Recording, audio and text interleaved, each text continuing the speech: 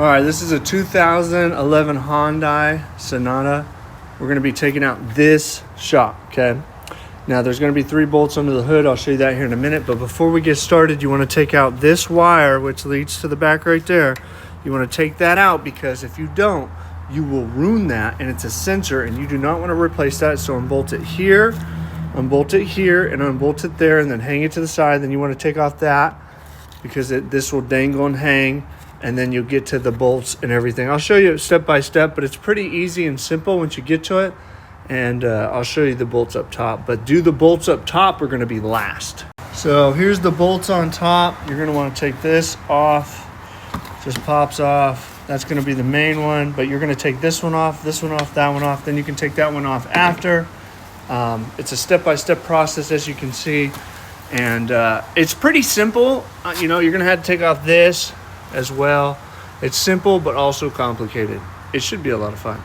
All right, this is where we're at on the shock. I got to still take out the sway bar link. That's next, but I've taken out the nut on this one, which is different than this one, which is super weird. Something must have happened at some point in time. You see I freed this. This is that sensor you do not want to ruin. You want to take it off so you don't have to put any pressure on it. Just push it to the side. So other than that, listen, all I got to do is take off those and that, and I'm done. That'll be free after I take that sway bar link off, and I'll be able to take that out.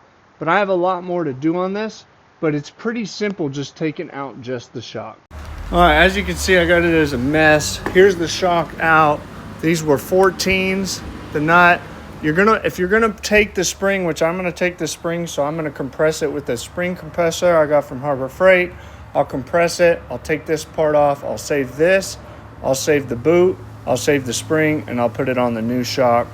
And just make sure everything matches up. The first one I ever had on this, it did not match up, and it caused me a bunch of problems, but as you can see, everything's apart. Once you put it all back together, then you'll shove it up through the top, put the top bolts in first, and go from there.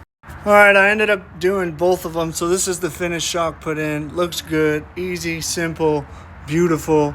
Also put a sway bar link in, 5 stars, easy peasy. The shock's super easy to do. I had to take out the lower ball joint, an absolute hassle. But there it is, how to do shocks on a Hyundai Sonata. For more David Perther 2 how to, follow or subscribe.